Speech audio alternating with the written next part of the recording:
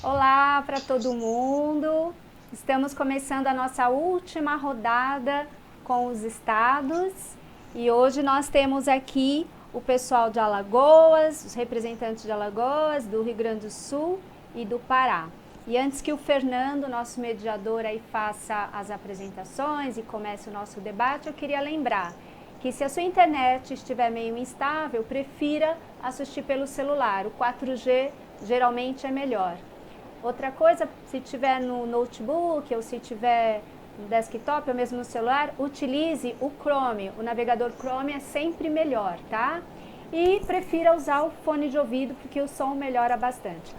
Vão fazendo as suas perguntas, coloque o hashtag na frente das perguntas, que ao final eu vou lendo as perguntas do chat para os nossos convidados, ok? Fernando, está com você. Muito boa tarde a todos que estão nos acompanhando. Uma alegria podermos novamente termos esse programa com companheiros, de novo, procurando levar a vocês uma visão panorâmica do que está acontecendo nesse Brasil tão grande, tão diverso e com tantas características que a língua nos une, mas as situações de cada local, em função dessa pandemia, em função das medidas tomadas por cada governo, em função da própria realidade de contaminação, ela acaba gerando situações distintas e que exigem, muitas vezes, respostas também diferentes do setor e das nossas autoridades. Hoje nós temos a Rita, do Pará, um estado maravilhoso, um estado que tem ali uma grande produção, além de toda a área artesanal, de toda a área que traz a nossa cultura daquela região, tem muita produção para atender as mineradoras que operam em larga escala naquela região e também, creio eu, para atender um pouco do parque de Manaus, a Zona Franca de Manaus. Temos o Francisco de Alagoas, mais especificamente tive com ele recente, não tão recente, mas também não tem tanto tempo, em Maceió, no evento da OAB, tratando do Fashion Law, ou seja, é um segmento que está evoluindo muito, propriedades de design intelectual, industrial, e o Francisco é um grande batalhador. O Estado pode não ter uma produção tão grande quanto outros estados, mas é um estado muito relevante na nossa história e a fábrica da pedra tem uma relação com o nosso setor das mais brilhantes do mundo e, portanto, tem ali uma origem têxtil muito forte que está preservada até hoje. E o Vicente, o Citergues, o sindicato da Grande Porto Alegre, que vai nos dar o panorama daquela região também, onde o Rio Grande do Sul já tem áreas mais flexibilizadas. Ontem eu recebi um PL da Câmara dos Vereadores querendo que abra ou flexibilize o comércio na região metropolitana. O prefeito não sei se vai acatar, se vai vetar. Enfim, temos situações distintas num país que tem a União, os estados e os municípios, cada um deles mexendo com algum pedaço das atividades e da regulação do funcionamento da economia, que ainda está num estado semi-paralisado, exceto os setores que estão podendo funcionar, como alimentos, a parte de higiene, limpeza e farmacêuticos. Então, eu vou começar passando a palavra para a Rita, nossa representante feminina. Ela vai ter a preferência, sempre a preferência, para fazer a abertura, e os colegas Francisco e Vicente, claro que vão entender essa deferência especial para a nossa colega Rita. Rita, por favor, a palavra é sua. Boa tarde a todos, obrigada pela deferência. É um grande prazer estar aqui compartilhando esse momento complicado para todas as indústrias. E o nosso estado, eu tenho visto e acompanhado todas essas lives que a BIT tem feito com os estados, e o panorama aqui para nós não é tão diferente, né? Nosso estado agora realmente ele está no momento mais crítico. Inclusive o município de Belém foi decretado nesta última segunda-feira pelo prefeito lockdown. Então nós estamos aqui impedidos de abrir a grande maioria das indústrias e o comércio também, a não ser atividades essenciais. E as indústrias de confecção, elas estão como a grande maioria, né, no país, se reinventando, tentando dar o suporte à parte de EPIs, máscaras, aventais e macacões, e com isso tentando não só cumprir o papel social e de apoio nesse momento, como também de tentar gerar algum tipo de receita nesse momento, né? Então, nosso estado, a previsão do pico está para a próxima quinzena agora de maio, então nós estamos vivendo um momento bem complicado, bem delicado, e assim, a nossa grande preocupação, como eu vi vários colegas se reportarem, é com relação à sobrevivência das nossas empresas, uma vez que a grande maioria da área de confecção, né, principalmente, nós somos micro e pequenas empresas, então o fator de suporte, de aporte do recurso não chega na ponta, como ontem, por exemplo, eu vi um colega falando, nós não temos acesso ao crédito. O Banco da Amazônia, ele veio com algumas propostas através da Federação das Indústrias, mas nada concreto, sempre com um discurso de que será aportado. O problema é que nada é para amanhã, né? Tudo é para ontem. Nós estamos num momento em que realmente nós precisamos ter o acesso ao crédito para que nós possamos passar por esse momento. Então, a grande dificuldade do setor está realmente nesse sentido.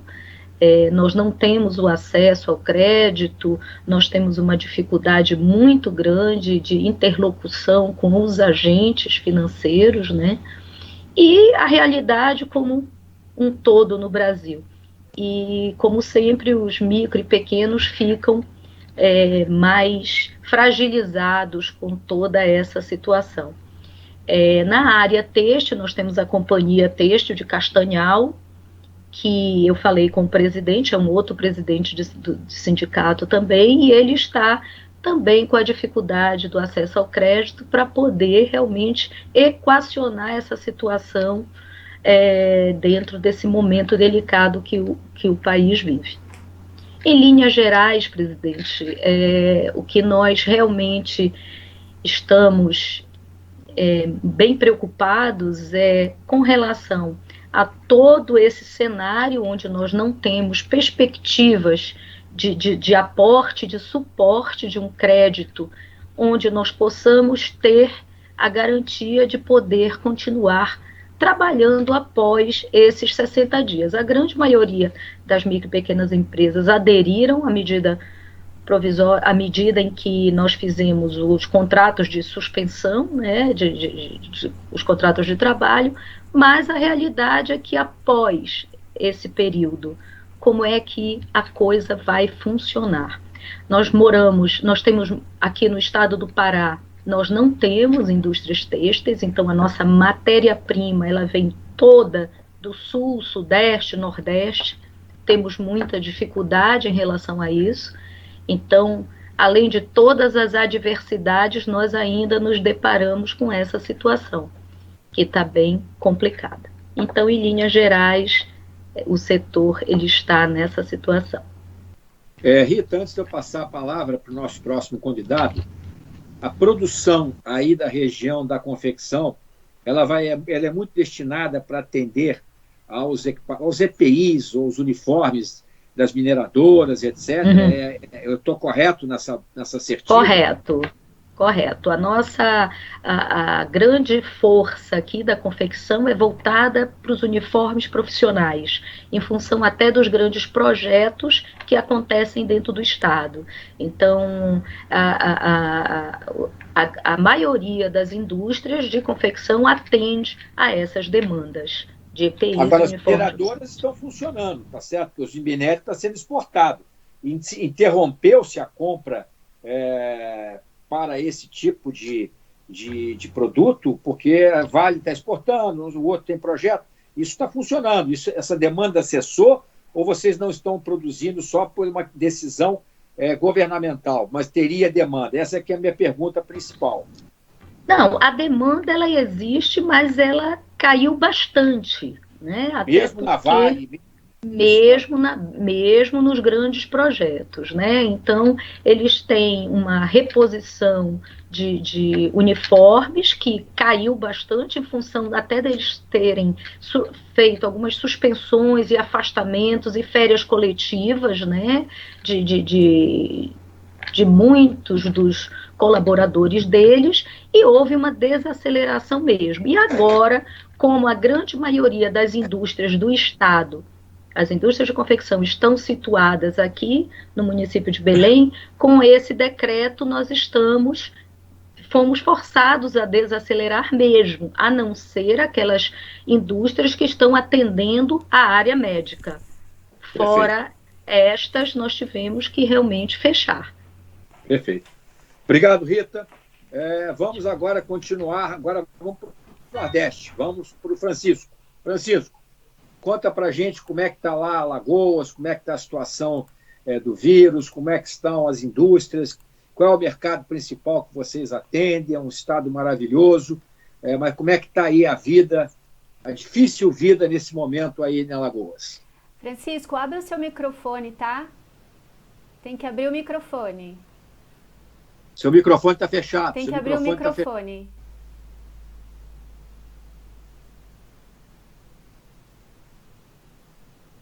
Mexe na barrinha. Isso. Ok. Primeiro, quero agradecer o convite de vocês aí da BIT, né? A gente se sente muito honrado de participar dessa live. O Estado de Alagoas, não diferentemente do que a Rita falou, né? Nossa demanda, nós estamos constituídos de 90% de microempresas.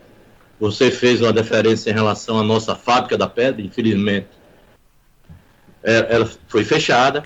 Isso é uma perda muito grande para a economia do Estado e para as indústrias do vestuário. Nós também adquirimos toda a nossa matéria-prima do Sul e Sudeste, né? Nós somos constituídos, como eu já falei, de micro e pequena empresa, e a gente vinha numa crescente. A nossa área ela muito vai voltada para a área da moda, né? Tanto que a gente ampliou a nossa base para o vestuário e a parte de bijuteria, e nós estamos passando uma dificuldade aqui muito grande. Primeiro foi a aquisição da matéria-prima para a gente ir para o norte, de transformar nossas pequenas empresas em fabricação de EPIs, né? Só com isso a gente teve também uma ajuda muito grande do nosso governo do Estado. Ele está muito sensível a tudo isso que vai acontecendo. E logo de imediato, no primeiro decreto do governador Renan Filho, foi uma solicitação da nossa Federação da Indústria, através do nosso presidente Zé Carlos. A primeira área a ser aberta foi a área do vestuário, onde nós mudamos todo o nosso aporte para a confecção justamente de material de EPI, dentro do conceito da Anvisa, fiscalizado aí tivemos o suporte do Senai na adequação das nossas indústrias para a confecção desse material e aquisição desses produtos pelo próprio governo. E aí foi então que nós fizemos um projeto novo aqui, que é o Costurando pela Vida. Nós procuramos o Sebrae fez a aquisição da matéria-prima, de todos os insumos para a fabricação de máscara, e nós distribuímos, que está dentro do projeto, com as nossas pequenas indústrias e com as associações de costureiras que nós temos no interior, que isso é uma causa que o Sindivest abraça há mais de 10 anos. Isso fortalecendo a renda delas, e o projeto ele se constitui, Fernando, da seguinte forma: 40% da matéria-prima repassado por nossos associados e para essas associações, essa renda deles, eles vendem, e aí entrou o sindicato na parceria com os municípios. Então, esse 40% que está indo para essas pequenas indústrias e para essas associações, nós temos a garantia dos prefeitos na aquisição desse produto. E aí vem um lado social do sindicato e das empresas filiadas ao sindicato. 60% dessa matéria-prima nós estamos destinando para a população desses municípios, e para as entidades de caridade. É esse propósito que a gente está fazendo aqui, buscando tudo. A gente está agora com um problema muito sério em relação à compra de matéria-prima. A matéria-prima que nós temos, ela está acabando, e nós não estamos conseguindo adquirir mais matéria-prima. Então, isso vem dificultando. A outra coisa que a Rita frisou, e a gente vem passando por esse mesmo questionamento, é a área econômica. Foi lançado diversos programas pelo governo para a micro e pequena empresa, e nós não temos acesso a esse crédito. Apesar de nós termos em Alagoas uma agência de fomento, a Desenvolve, nós também estamos discutindo, junto à Federação da Indústria e o próprio governo, como é que a gente vai diminuir essa taxa de juros que eles estão cobrando das micro e pequena empresas. Eu acho que... Matheus, não estou ouvindo aqui o som dele. Qual a taxa de juros que eles estão cobrando? O som do Fernando, seu som está baixo. Não estou conseguindo... Fernando, pasme você, a taxa de juros que eles estão querendo cobrar é 1,78, enquanto em algumas instituições está 0,95, 87. Eu acho que a Rita recebeu isso. O Sebrae Nacional, ele lançou um fundo de aval. E aí pegou todo mundo aqui de calça curta. Até com esse aval do Sebrae, a taxa de juros, com o aval do Sebrae Nacional, e isso foi estendido para os Sebrais locais, está maior do que a taxa de juros cobrado pela instituição bancária privada. Então, não dá para entender quando eles falam que está querendo ajudar a micro e pequena empresa, no caso mais específico do meu estado e do estado da Rita, a gente não tem como ter acesso para a nossa empresa. E no futuro, como é que vai ser isso? Né? Nós tivemos demissões nas nossas empresas e a gente está muito preocupado com isso, Fernando. Ok. Francisco, muito obrigado por essa primeira intervenção. Eu passo agora a palavra para o Vicente. Vamos descer de Alagoas e vamos para o Rio Grande do Sul, mais especificamente o Grande Porto Alegre. Boa tarde, presidente. Boa tarde aos demais convidados. Obrigado pelo convite. A nossa situação aqui não é diferente do resto do país, né? Quanto à questão do vírus, espera-se que o inverno, que ainda não chegou, tenha um número crescente de pessoas infectadas, infelizmente, né? Isso acontece todo ano com a gripe, lota os hospitais, e a gente espera que, com as medidas que estão sendo tomadas de distanciamento, venha a reduzir, mas faz parte. Outra questão com relação às indústrias, nós estamos afetados, a nossa produção, muitos clientes estão em férias coletiva, como as empresas que também deram férias coletiva, ou entrar na suspensão do contrato de trabalho, ou na redução da jornada. Isso afeta o escoamento da produção. Com relação ao crédito, aqui o juro está elevado também, 2%, um e pouco, mas ele é possível, né? Mas está alto, está elevado. Uma questão que eu, na minha empresa, particularmente tentei negociar com as concessionárias de energia elétrica, que é o segundo custo maior depois da mão de obra, uma flexibilização no pagamento. Elas se mostraram intransigentes, não quiseram negociar. Eu acho que as empresas, a CNI, a Fiergs, enfim, poderia trabalhar, fazer um lobby junto às grandes concessionárias de energia elétrica para flexibilizar, tornar o prazo mais elástico de pagamento, que é um custo realmente elevado nesse momento, né? E, particularmente, o que eu sinto é o seguinte, que nós estamos caindo, não paramos de cair ainda e não sabemos o fundo do poço. E vai ser difícil levantar depois. Basicamente é isso. Ok. Eu acho que os relatos estão muito coerentes com o que a gente está vendo, trabalhando e administrando em termos de crise. A parte do crédito é algo realmente absurdo.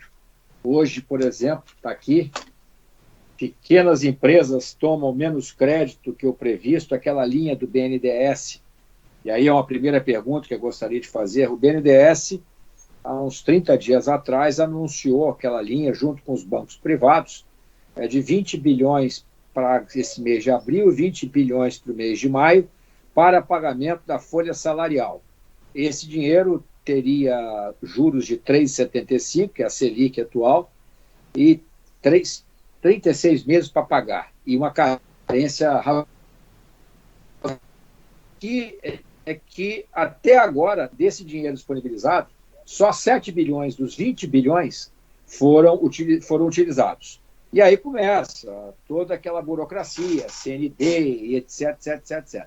Então, a primeira colocação, depois eu gostaria de comentar de vocês, seria: vocês têm conhecimento de alguém que tenha conseguido utilizar esta linha?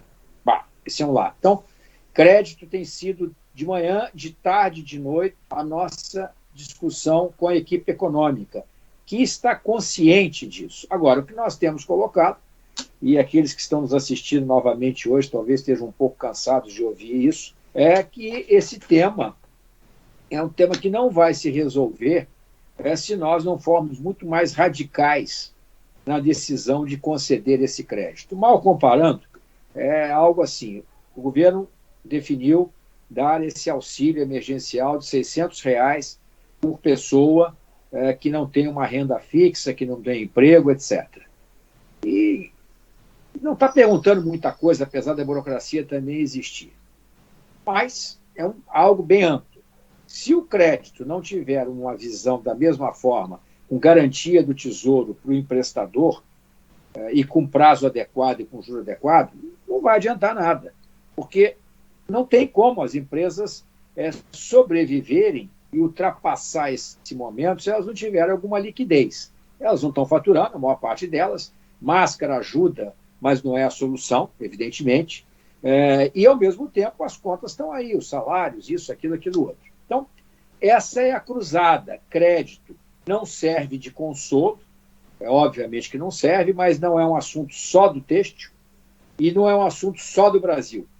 Tá? Eu tenho acompanhado isso em várias reuniões que a gente tem feito também com outras instituições internacionais e, inclusive, nós vamos ter 2 programas parecidos com esse, um com representantes da Europa e outro com representantes aqui da América do Sul, para ver como é que as coisas estão correndo lá. O segundo ponto, que foi colocado pelo Vicente, energia elétrica. E aí nós temos 2 questões. A hora que nós acabarmos a live, às 19 horas, eu vou participar de uma reunião com o Ministério da Economia, junto com a Abrace, que é a Associação Brasileira dos Consumidores de Energia, e com outras associações, porque na questão do mercado livre, é um contrato entre privados, e os privados têm que negociar, mas eu sei que está muito difícil.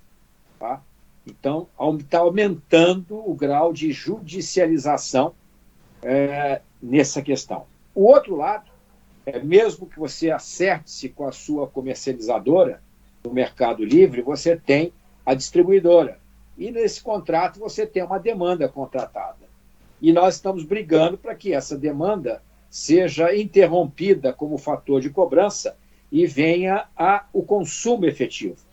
A ideia aqui, de novo, é encontrar um caminho institucional coletivo. Por isso que nós vamos ter mais essa reunião. Não tem ainda uma solução. Essa semana passada tivemos 3 reuniões com o governo, na ANEEL, Ministério das Minas e Energia. Ontem houve uma discussão de novo, numa audiência pública, e que o presidente da entidade pediu vistas, porque havia o voto do relator era contrário à nossa posição, acho que ele não entendeu muito bem. Tá? Então, esse é um lado da questão.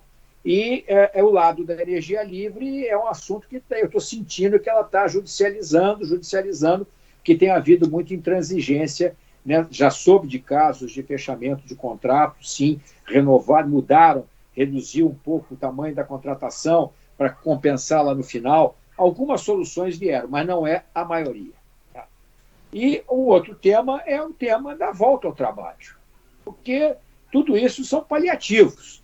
Para você tomar um empréstimo, você toma um empréstimo porque você acha que daqui a pouco você vai voltar a trabalhar e você vai ter que ter um capital de giro, já que você perdeu o capital de giro. Agora, se nós tivermos uma situação em que a volta segura, com os protocolos devidos e etc., não estiver efetivamente garantida, mesmo que com um ritmo mais baixo, a coisa fica muito complicada, porque você vai tomar empréstimo para quê? Eu não morro hoje, mas morro amanhã.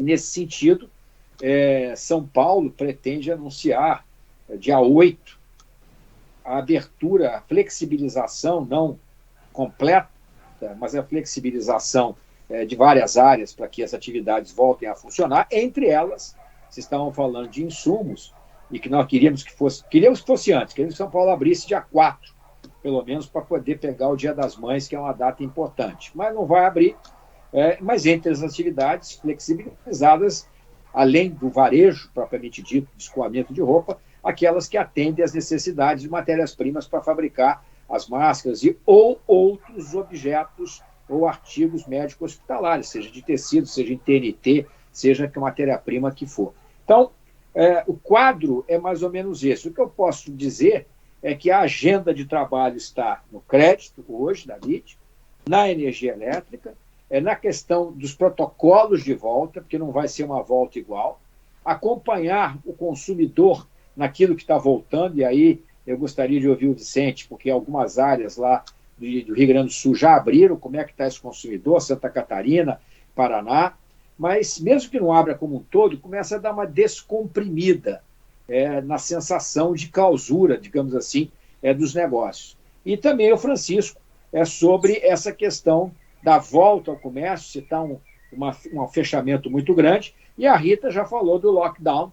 A situação do norte está mais complicada agora, pelo que a gente tem acompanhado, e como é que esse lockdown se tem alguma previsão já do governador para voltar. Então, essa agenda é a agenda que está perpassando todas as nossas ações de manhã, de tarde e de noite, e uma outra agenda, que seria a agenda internacional, tanto na questão de alguns acordos, como Coreia do Sul, que não interessa a gente prosseguir agora em qualquer negociação dessa natureza, como também a preocupação da pós-pandemia ou na volta de um normal menos anormal do que a gente tem hoje, que seria uma possível invasão de produtos importados a preço de liquidação, porque o mundo está semi-paralisado e tem excedentes por aí, principalmente na China, que é o maior produtor mundial e que tem mais de 1/3 do comércio internacional. Então, eu vou começar por onde terminou com o Vicente,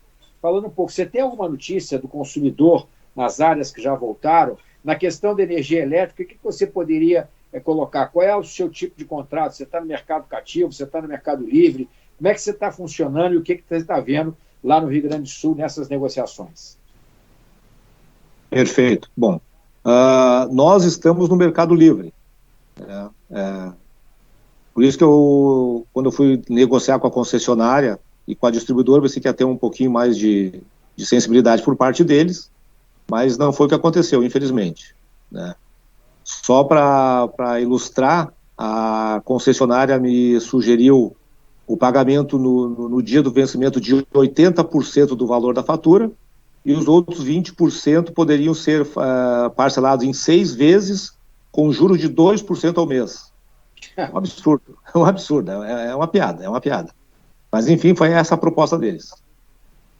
Quanto ao consumo, presidente, o decreto aqui do nosso governador, do Eduardo Leite, ele não está muito severo, mas ele atinge todo o estado.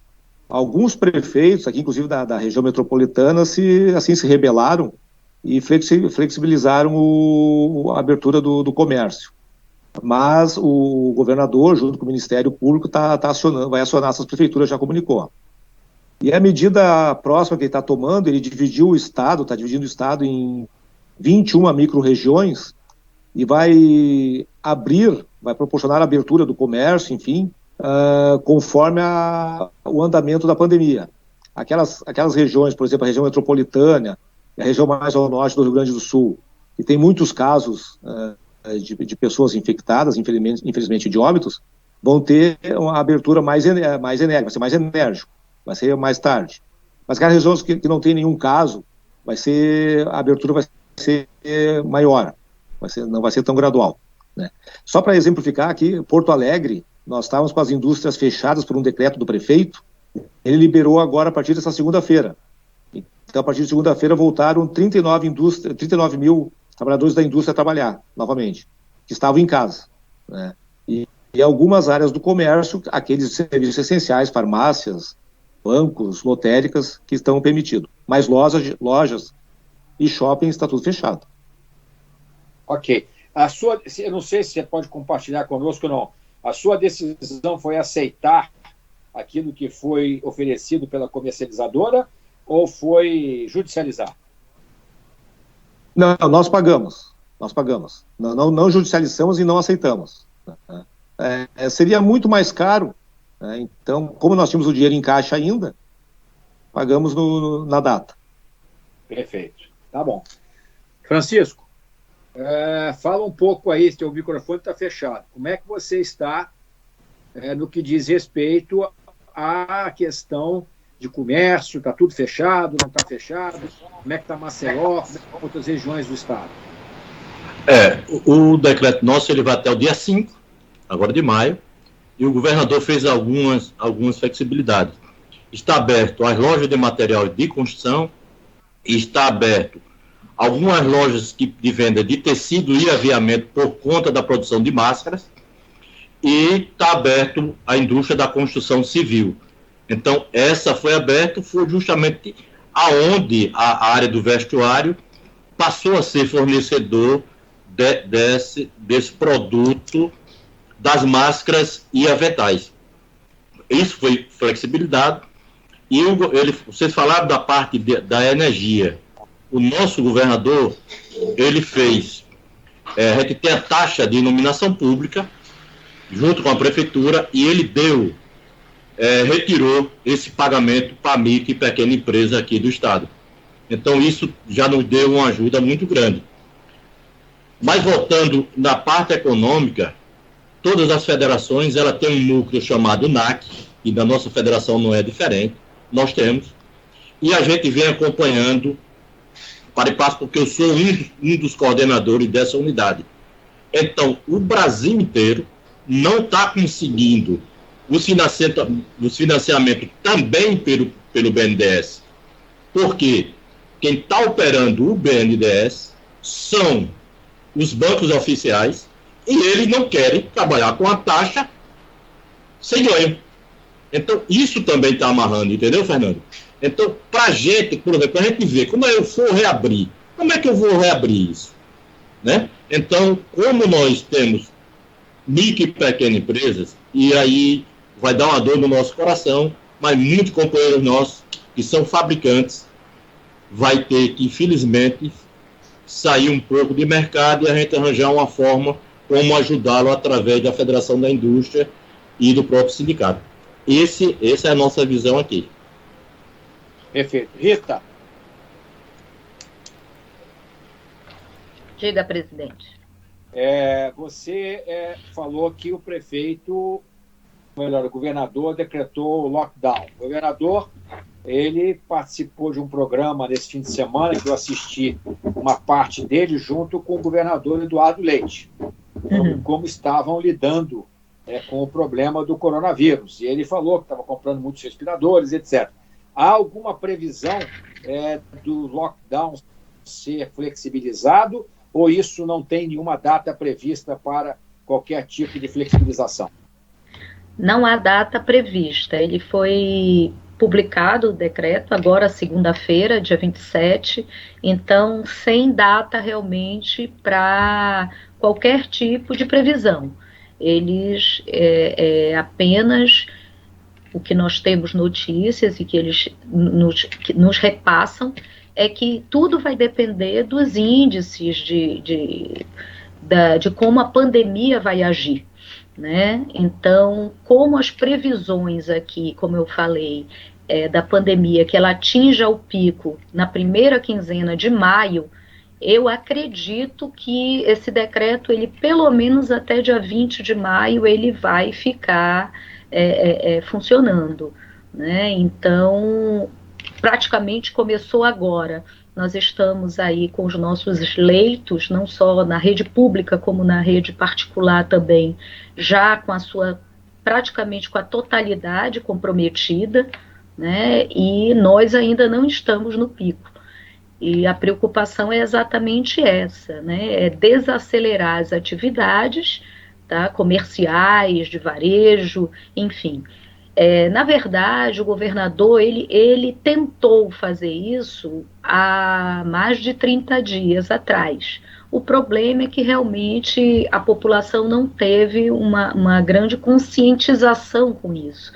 E isso veio a deflagrar mais a maioria das pessoas que não se conscientizaram dessa situação realmente vieram a contribuir que agora nós tivéssemos aí esses números que estão bem preocupantes. Então, a expectativa...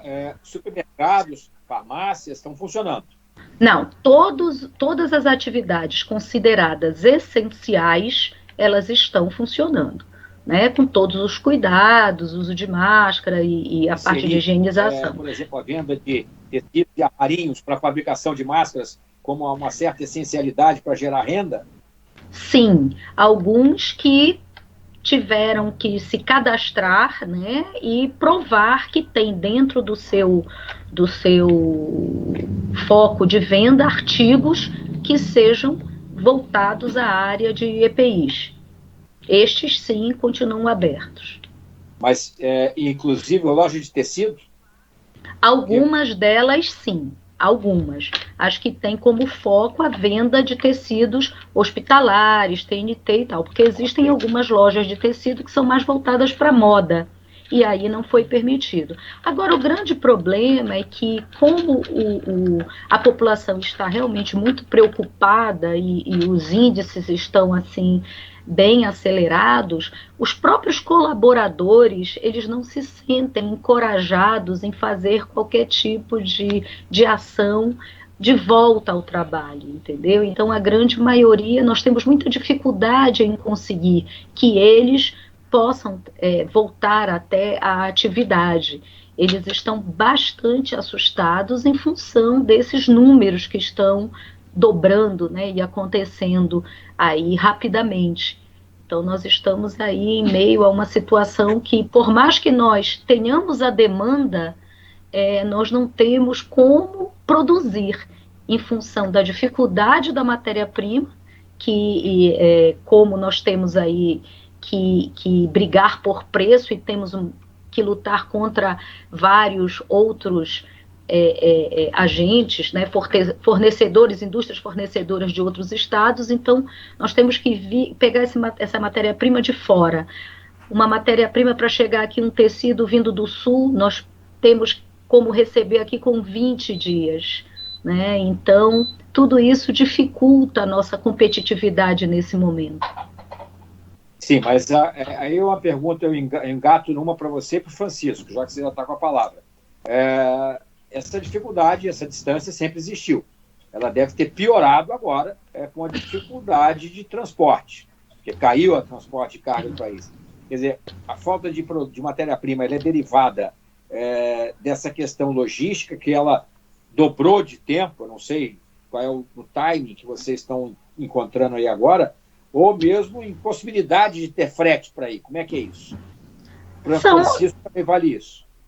Na verdade, culminou com as duas situações, né? Então, nós aqui, como a pandemia chegou aqui posterior, né, após a crise acontecer, vamos dizer assim, Sul e Sudeste, que já estão muitas capitais já retomando, né? Então, a produção lá, até dos tecidos à pronta entrega, eles voltaram a produzir agora, né? Então, quando nós estamos num tempo diferente, né? Enquanto para o sul, sudeste, a pandemia estava no pico, nós estávamos aqui ainda, entre aspas, numa normalidade. O que está acontecendo agora? Nós estamos entrando no pico, porém lá o sul-sudeste começou a voltar gradativamente. Então, num primeiro momento, nós até nos socorremos de uma reserva que as grandes indústrias têxteis tinham, né, para nos atender,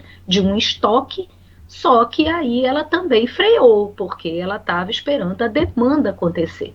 né? Então, a gente está aí num time, não sei se com Francisco está aí a sensação da mesma situação, né? E a parte também dos aviamentos. Então, as próprias lojas que nos abastecem aqui, elas ficaram dos últimos 20, 30 dias para cá sem a matéria-prima. Então, agora que elas vão começar a ser reabastecidas para nos fornecer a pronta entrega. Perfeito, Rita. Francisco, como é que está aí? Seu microfone está fechado. Francisco, microfone fechado. Abre seu microfone, por favor. Como é que está aí essa questão do abastecimento, matéria-prima, etc. E me fala um pouco, essa questão do fundo de aval do Sebrae. O Sebrae vai estar conosco, acho que amanhã, no programa com o Banco do Brasil e a Desenvolve São Paulo. Eu queria aprender um pouco. Quer dizer, o Sebrae deu um aval para empresas que faturam até 4,5 milhões, é isso? 4.800.000, é isso? Assim, ficando no simples, confere? Exatamente, Fernando. Esse fundo de aval que chegou aqui e a gente foi tomado de surpresa pelo alto custo financeiro desse fundo para a micro e pequena empresa.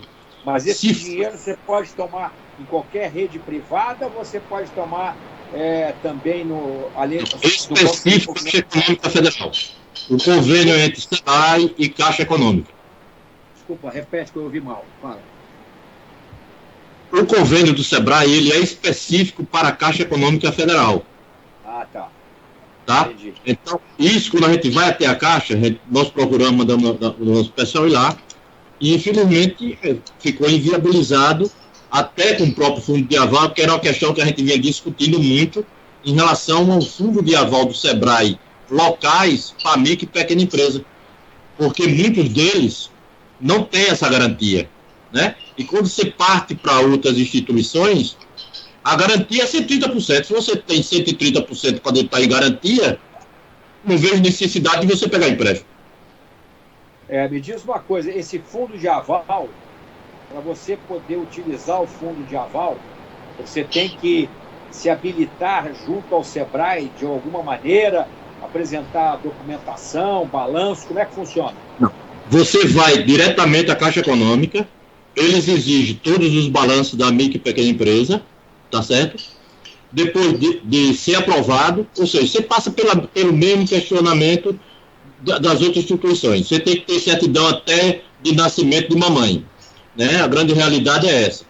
Então, você vai para a Caixa, ela é aprovada e aí você leva o contrato para a direção do Sebrae, para a direção do Sebrae assinar. Ou seja, é muito dificultoso para o micro. O micro já está morrendo, já está morto. E aí você procura, de facilitar, você joga mais uma ducha em cima disso. E vocês já conversaram com o Sebrae para saber como é que pode atuar, se não pode? Como é que está? Amanhã eu vou ficar com o Sebrae. Como é que está? Você sabe, você tem conhecimento, e Rita também tem, a gente tem uma ligação muito forte com o Sebrae aqui de Alagoas. Ele aposta em todos os nossos projetos. Eu conversei com o superintendente do Sebrae, Marco Vieira, e infelizmente ele disse que essa é uma regra nacional e nós não podemos fugir dessa regra. Então, eles também ficam de mão atada sem poder ajudar o pequeno negócio. Perfeito. E agora, sobre a chegada de matéria-prima, você comenta também que a matéria-prima vem toda do sul-sudeste. Tem algum problema de chegar a matéria-prima naquilo que está aberto? Você falou que estava acabando a matéria-prima, o programa social, etc. É a mesma situação de Rita. Toda nossa matéria-prima é comprada no sul e sudeste. E para nós aqui é menos tempo, em torno de 10, 12 dias está aqui. Mas nós não estamos conseguindo nem fornecedor para essa matéria-prima. O governo do estado está lançando um edital na próxima semana para a indústria do vestuário de 100 mil máscaras de tecido. Então, nós ficamos sabendo desse edital ontem, e aí nós estamos entrando em contato já com algumas indústrias de tecido para ver se a gente consegue entrar nesse edital e passar para as empresas associadas ao nosso sindicato. Então, a luta é constante, é matando o leão a cada dia, né? E eu tenho uma preocupação maior, porque o nosso sindicato não é só voltado exclusivamente para a área do vestuário. Eu tenho que arranjar uma forma para dar um suporte ao pessoal da área de joias e bijuterias. que as lojas estão fechadas e eles não têm como comercializar, está indo para a parte do e-commerce, mas está sendo muito difícil essa comercialização, porque também o povo não tem dinheiro. O Francisco, mais uma consulta a você. Há alguma previsão de flexibilização maior no estado de Alagoas por parte do governador? Ou seja, vocês hoje estão com as atividades essenciais funcionando, mas há alguma previsão de flexibilização maior ou não? Não há. Né? E aqui em Alagoas, o que aconteceu? O nosso secretário de Desenvolvimento Econômico está com a Covid, o nosso secretário da Fazenda está com a Covid e o próprio governador do estado. E o vice-governador foi fazer o exame hoje, que também pode estar com a Covid. Então, a gente está nessa... A gente não consegue nem se reunir, né, que a gente vinha negociando justamente um apoio maior. Não posso reclamar do nosso governador, ele tem dado todo o apoio à área do vestuário, tá certo? Mas nós estamos com essa dificuldade hoje de interlocução por conta do que vem ocorrendo aqui no nosso estado. Perfeito. Vicente, fazendo um giro agora para o Sul, a Rita comentou sobre questões relacionadas à preocupação das pessoas, dos trabalhadores, em voltar ao trabalho por conta de medo de pegar o vírus. Nós estamos assistindo agora um forte crescimento da pandemia no norte, onde está gerando, quer dizer, claro que o Brasil inteiro tem problemas, o Rio de Janeiro tem problemas, São Paulo está um pouco mais administrado, mas dentro desse contexto todo que a gente está falando, qual é a visão aí do Sul com relação a essa questão? Os colaboradores estão vindo trabalhar, querem trabalhar? Alguma questão diferente ou com medo? Bom, alô, nesse sentido, felizmente, nós estamos administrando de uma forma bem tranquila, o pessoal está participando. O que nós estamos percebendo, isso inclusive aconteceu comigo hoje, né, na minha empresa, nós vamos começar a distribuir a partir de segunda-feira máscaras para todos os colaboradores.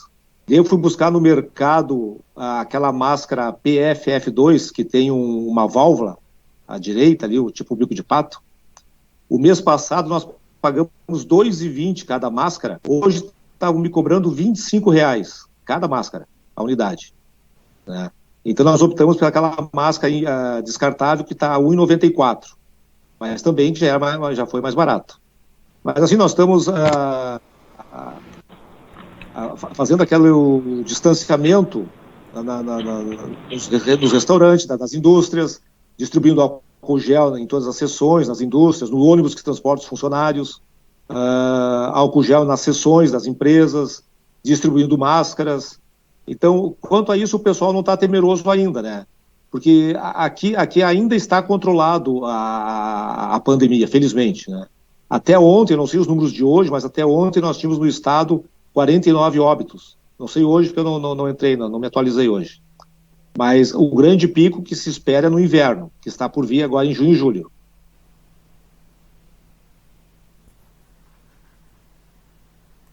Olhando para esse quadro, eu vi que no Rio Grande do Sul, várias empresas, até um dos grandes fornecedores da matéria-prima do produto médico hospitalar, do TNT, feito de polipropileno, aí do Sul.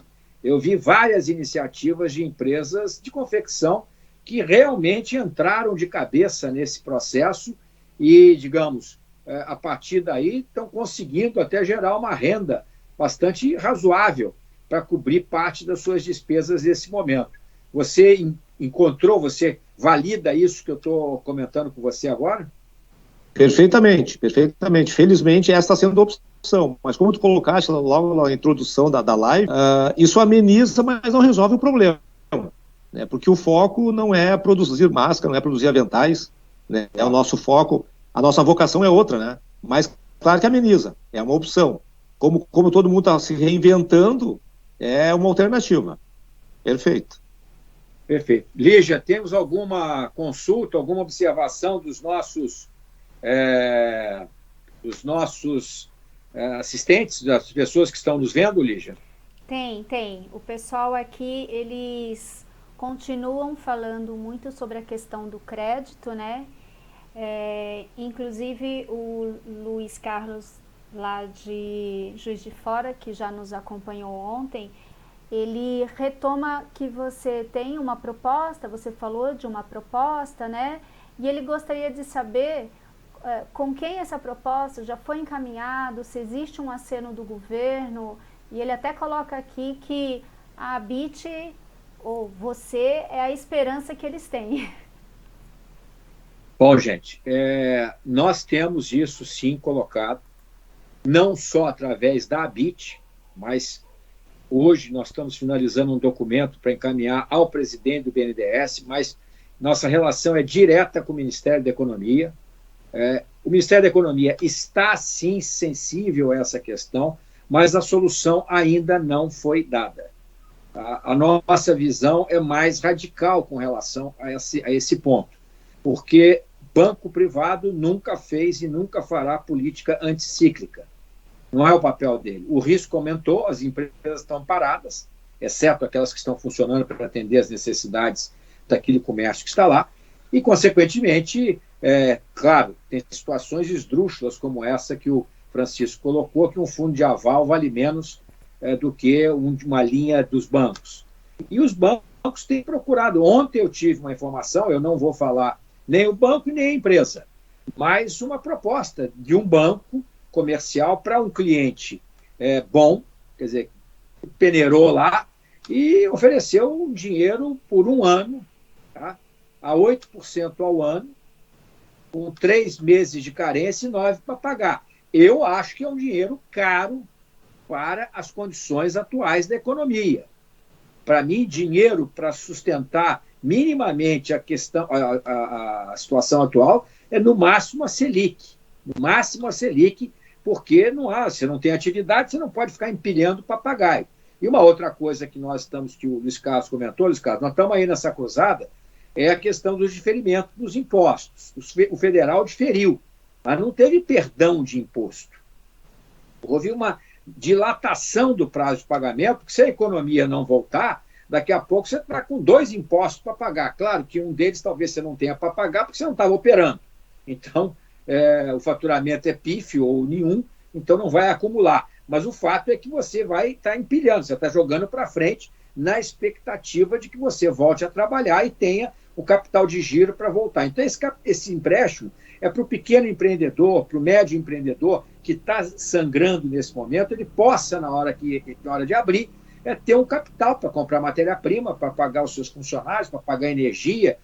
E isso ele não pode fazer, ele não pode ficar pensando abrir as lojas dele sem crédito nenhum, sem dinheiro nenhum, porque aí não há recuperação suficiente. Então, eles estão sensíveis, sim, mas não se encontrou a fórmula ainda. Nós já conseguimos um avanço na questão de documentação, de não exigir a CND, saiu o MP. Porém, isso não pega a contribuição previdenciária, porque isso está na Constituição brasileira. Por estar na Constituição brasileira, nós estamos aí com uma PEC, que ela tem esse mecanismo de permitir que você consiga sacar um dinheiro sem o CND, incluindo a contribuição previdenciária. Então, são burocracia. O Brasil é muito burocrático, então você mexe com o assunto, você vai descobrindo uma teia de problemas e de amarras que dificulta muito a vida do empreendedor em condições normais e muito mais em condições anormais. Então, eu falo para o Luiz Carlos o seguinte, nós e N outras associações, a CNI, a Fiesp, a Fijan, estamos em cima. Crédito é o tema crítico deste momento, porque ele é fundamental em tempos de paz e muito mais em tempos de guerra. Agora, dinheiro a custo de tempos de paz em tempos de guerra não vai resolver a nossa vida. Você simplesmente vai empurrar um problema para amanhã, você está pior ainda do que você está hoje. Então, a luta é fundo garantidor, redução drástica dos juros, redução máxima da burocracia, para que principalmente os microempreendedores possam ter. Agora, existe também uma outra coisa que a gente tem que falar, que são as ações estaduais, são as ações locais, regionais. Quer dizer, Brasília está lá vendo um monte de coisa, mas O Rio Grande do Sul, por exemplo, o Vicente está aqui, ele tem um banco de desenvolvimento. Eu não sei como é que está sendo o Banco de Desenvolvimento, BRDE, o Banco do Sul, né? Eu não sei como é que está sendo a ação desse Banco de Desenvolvimento nesse momento de crise. Outros me falaram um pouco das cooperativas, mas também vieram me falar na live de ontem que, apesar da cooperativa ser boa, o juro da cooperativa está pior que o do banco. Já ouvi o contrário. E uma outra coisa também que piorou muito a condição de crédito, que nunca é tão mencionada, é porque as factories, os FDICs, eles também sumiram do mercado. E eles tinham um papel muito grande para atuar nesse crédito menor, de descontar uma duplicata, descontar um cheque, alguma coisa. Eles sumiram também do mercado porque o risco aumentou, o fluxo de capital dos próprios bancos que dão funding para eles também diminuiu. Então, o sistema de crédito está meio colapsado, exceto para as empresas de maior porte, e aí sai a notícia ontem no Valor. Os bancos emprestaram 265 bilhões para lá. Porém, 61%, segundo a informação, foi para grandes clientes, incluindo aí as novações de dívida. Então, essa questão do pequeno, essa questão do crédito do Brasil sempre foi ruim. E ficou pior agora. A única coisa que nós temos de melhor com relação ao passado é que a Selic está baixa e deve cair mais um pouco.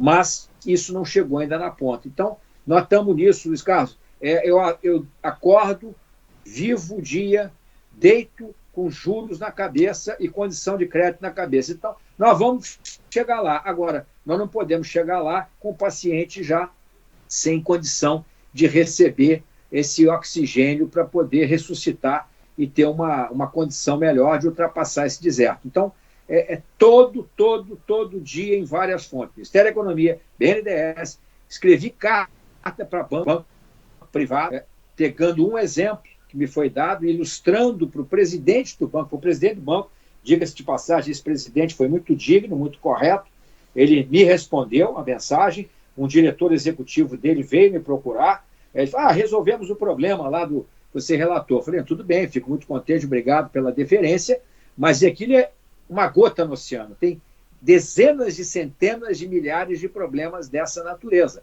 Ontem eu fui informado por alguém lá do Ceará, que os bancos, ele está consultando, é tudo internet, né, tudo online, porque as agências estão meio reduzidas, e ele não teve retorno ainda de taxa. Então, tem casos variados. O fato é o seguinte, não está bom. O que não era bom ficou pior, e pior em tempo de crise. Então, Luiz Carlos, é o nosso trabalho diuturno, fazer com que o crédito flua em boas condições, pegando principalmente o pequeno empresário.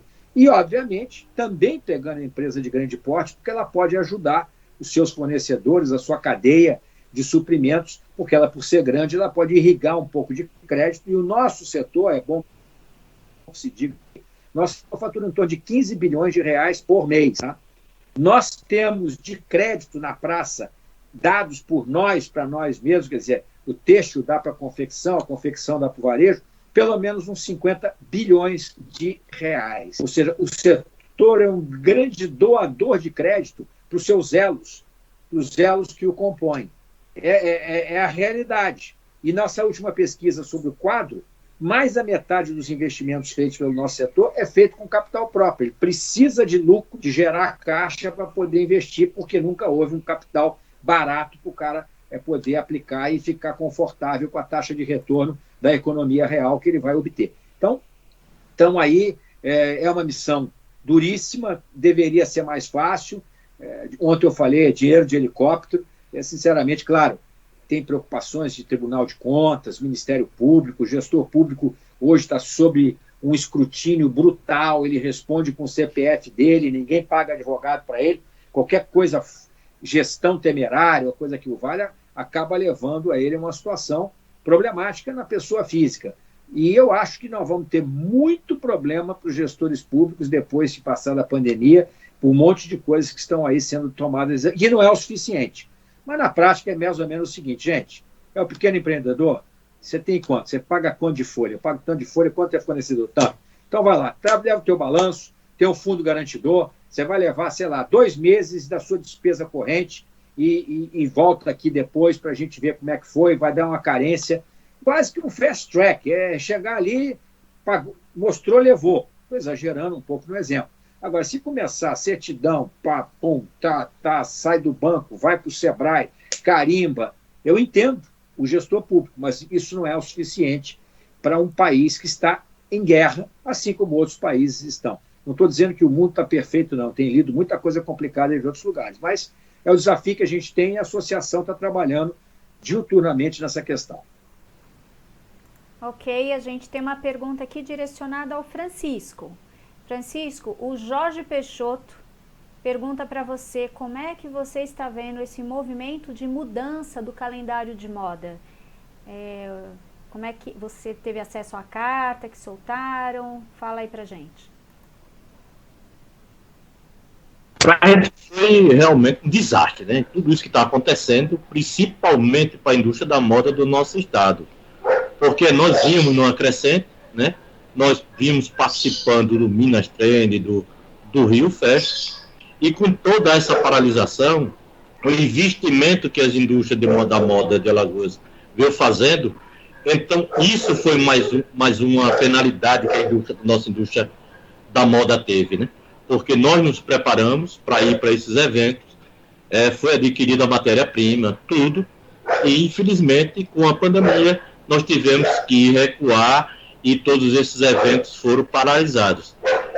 É muito difícil, né? Aquilo que eu coloquei anteriormente, a venda do e-commerce não está gerando uma grande venda, e principalmente para as indústrias de Alagoas que produzia para algumas empresas dos próprios shoppings, os shoppings estão fechados, então essa demanda também ela não existe mais. Então é essa a nossa preocupação. Ok, Francisco. Tem um cachorrinho aí do Francisco. Tem um cachorrinho aí do Francisco participando. Sim, estou em casa. Eu estou naquela que eu lhe falei, estou em casa. Perfeito, faz parte. Muito bem. A próxima vou fechar aqui o seu microfone um pouquinho, tá? Para o cachorrinho dar um tempo para nós. Aí. Agora é para Rita Souza da Santista. Pergunta para Rita.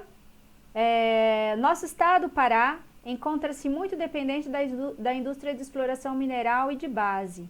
Existe algum projeto para aprimoramento da cadeia de confecção, visto que muitos enfrentarão dificuldades para se manter no mercado? O que é que vocês estão pensando aí? O que é que vocês já fazem?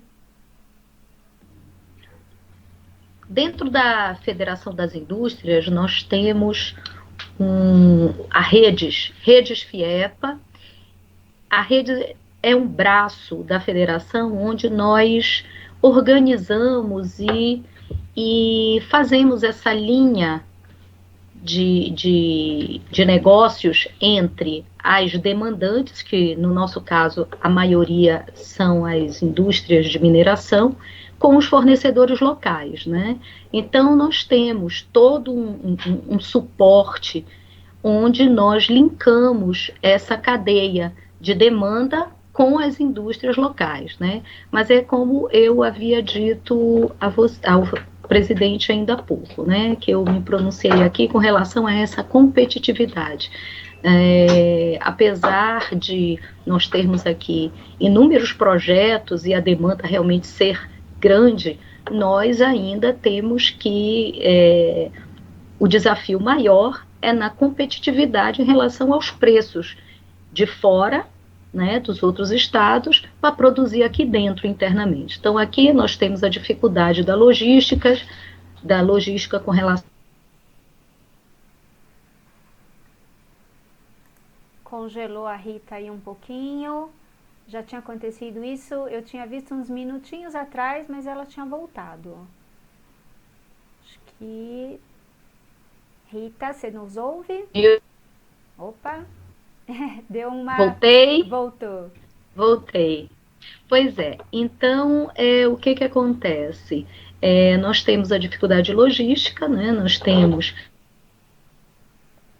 Puxa vida, a internet dela realmente está instável.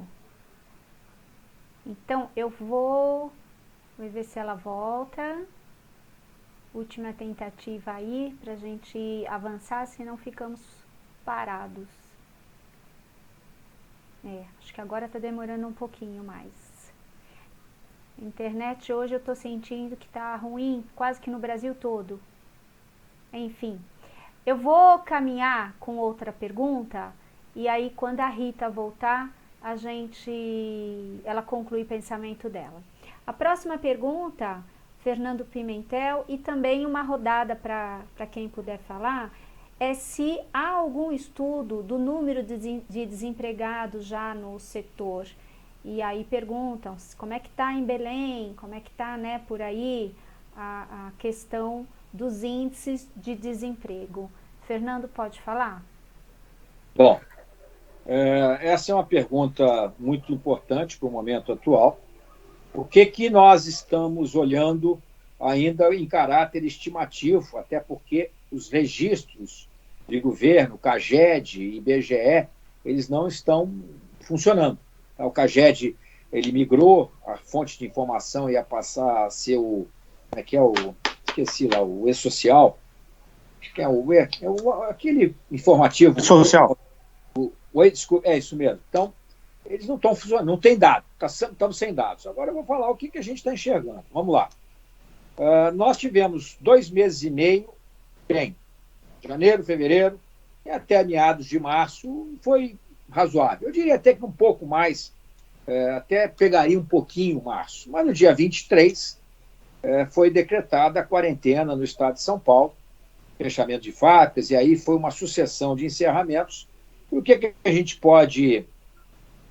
gente pode falar sobre isso? Nós tivemos janeiro e fevereiro, botar 20 dias de março, ou seja, estamos falando aí de 60, 80 dias razoáveis, estamos aí há 60 dias praticamente parados, São Paulo voltando agora dia 11, por aí, tá? Então nós estamos falando aí de 60, 60 e poucos dias parados, então ficou 0 a 0 mais ou menos, né? O que você teve de abertura e o que você teve de fechamento. Então o ano vai começar mesmo, na prática, lá para junho. Você vai ter uns 6 meses de real mês. Uma parte você funcionou, outra parte você não funcionou de uma maneira dramática. Como é que vai funcionar a volta? Alguns acham, os mais otimistas, que nós vamos estar chegando ao final do ano com um ritmo de atividade da ordem de 70%, 75%, que seria um período normal. Eu não sou tão otimista assim, mas, digamos, vamos ficar com 60%, 65%. Ora, se você não vai abrir com 60%, 65%, você vai abrir talvez com 30%, 40%, 50%, como já tem fábricas funcionando em Santa Catarina com estas proporções, né? Olhando para esse quadro, as empresas estão evitando ao máximo demitir, mas vai ser impossível não demitir, mesmo utilizando os programas do governo, porque ninguém aguenta. Se você vai ter um ritmo de atividade que vai chegar ao final do ano na expectativa melhor com 70%, 75%, largando, vamos dizer, com 40%, 40 e poucos por cento, então, na média, você vai operar aí com 55%, mais ou menos. Então, algum desemprego vai ter, infelizmente não vai ser pequeno.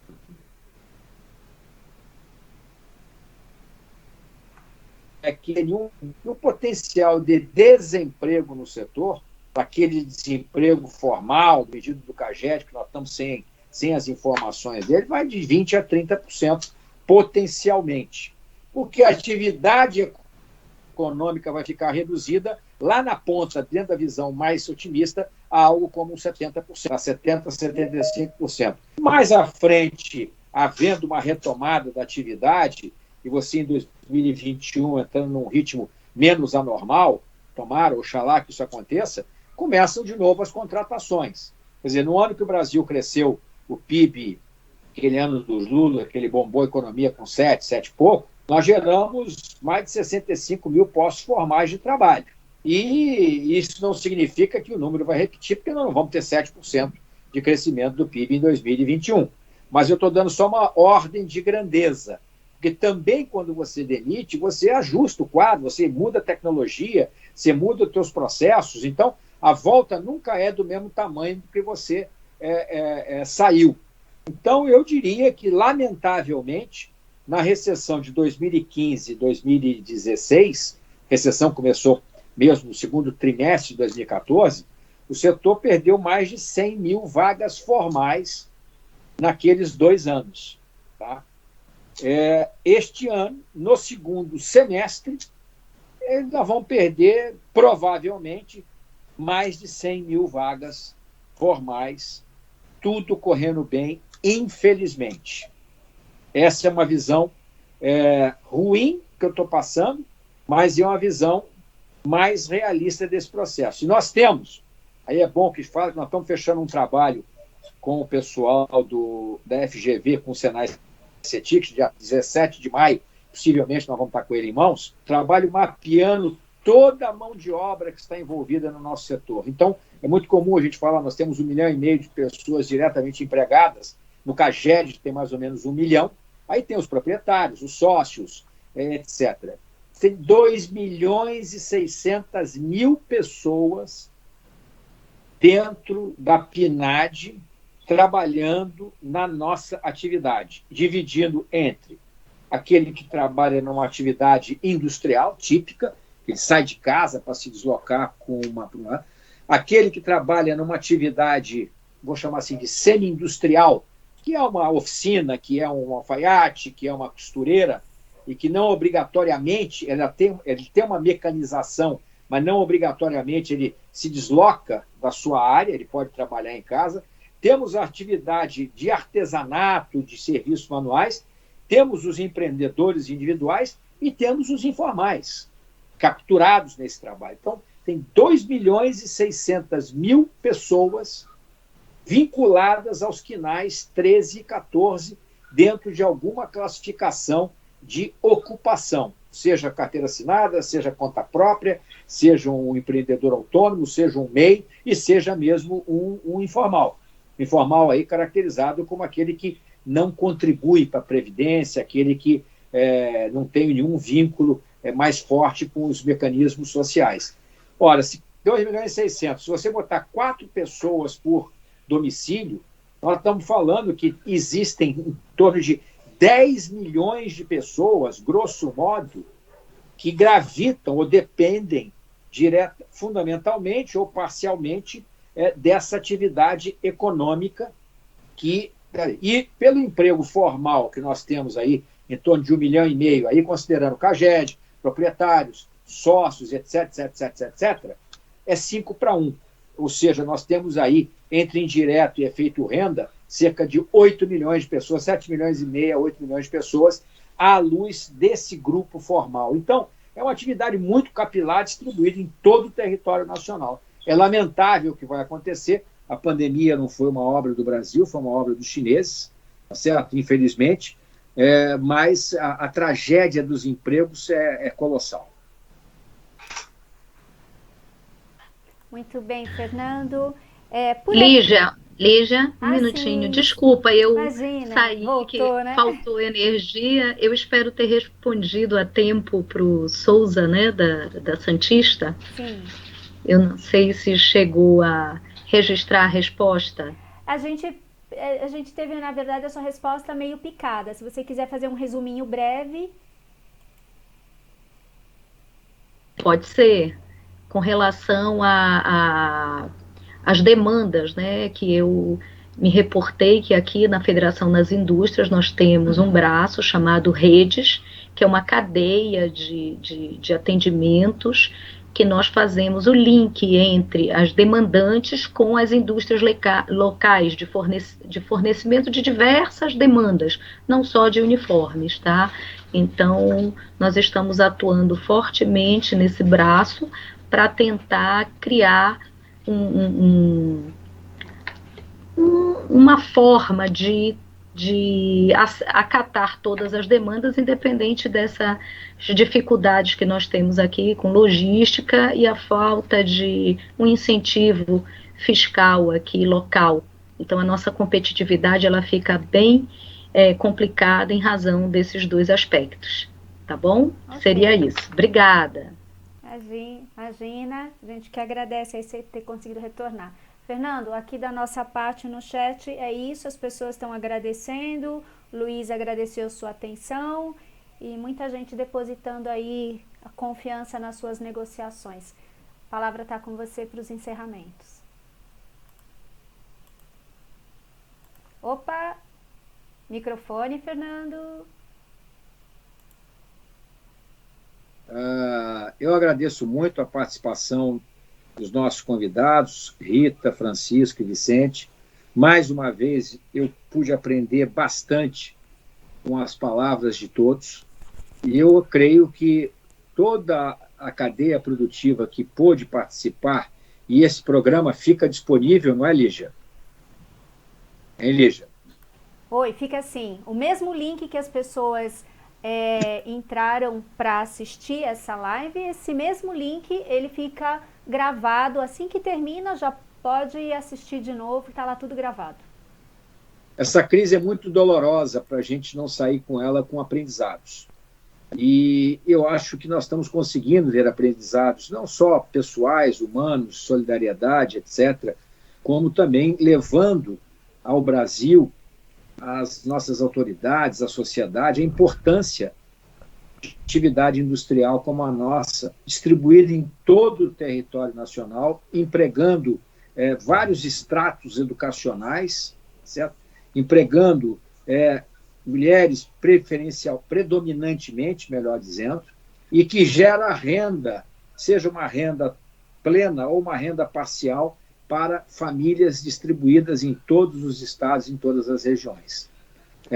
Mostrar aquilo, o nosso valor com as atividades solidárias, máscaras, ajudar, renda familiar, é uma riqueza muito grande, e num país tão grande que muitas vezes as pessoas que estão assistindo nunca foram ao Pará, nunca foram a Alagoas. Eu já tive a oportunidade, graças a Deus, de estar nesses lugares todos, menos do que gostaria, mas tive. Então, tem a gravação, ou seja, temos aqui um acervo que, sem dúvida nenhuma, vai nos servir para o futuro. No futuro, quando nós passarmos por isso e falar, olha aqui o que a gente falou, o que a gente discutiu, o que a gente encontrou de caminhos para superar uma tragédia de grandes proporções que nenhum de nós viveu algo semelhante na história. E nenhum, provavelmente, nem a Segunda Guerra, quem esteve vivo, tem outras características. Então, eu, fechando esse ciclo de encontros com os sindicatos regionais, eu acho que nós tivemos uma belíssima visão, não um quadro bonito, mas uma visão muito clara do que está se passando, das dores de cada lugar, para cada um entender as dificuldades e as soluções adotadas em cada estado, em cada cidade, em cada município, em cada região. Eu gostaria de encerrar, como normalmente a gente tem encerrado, pedindo a cada um de vocês, de forma bem cirúrgica, da seguinte forma. Rita, um tema e uma palavra. Como é que você resumiria hoje a sua proposta maior, a sua angústia maior, seu desejo maior? Nossa, são tantos, mas esperança, determinação, acreditar que a gente pode passar por isso, como você falou, com muitos aprendizados, e vamos sair mais fortalecidos, que toda essa dificuldade vai nos aproximar e nos unir bem mais. Muito obrigado, Rita. Francisco, um tema, uma palavra. Microfone. A gratidão às pessoas. Eu acho que as pessoas, elas estão muito mais juntas, muito mais unidas, né? Eu sinto isso quando eu vou até as nossas instituições. O que nós estamos passando se tornou um grande aprendizado. E eu quero aproveitar a oportunidade, Fernando, de ser muito grato a Bi pelo esse aporte que vocês nos dão. Entendeu? Você faz um trabalho fantástico e humano. Obrigado por tudo e estamos à sua disposição aqui em Alagoas. Gratidão sempre, amigo. Muito obrigado, Francisco. O trabalho da BIT é um trabalho de equipe e ele não teria ou não aconteceria se não tivesse o suporte e apoio dos nossos associados, dos nossos empresários, daqueles que confiam na gente, que contribuem. Muito obrigado. Vicente, um tema ou uma palavra? Obrigado, presidente. Obrigado aos demais convidados. Foi uma honra ter participado. A grande palavra que fica, na minha opinião, é esperança e trabalho. São duas palavras, esperança e trabalho, que nós vamos superar tudo isso novamente. Um abraço a todos. Muito obrigado. Então, mais uma vez, agradecimento aos nossos convidados e os nossos agradecimentos a quem nos acompanhou, a quem nos assistiu até agora. E aquele que não pôde assistir, poderá ver posteriormente, já que ficará disponível em gravação. Tchau, saúde, paz, alegria, e nós vamos vencer essa. Valeu! Adeus. Tchau, obrigada.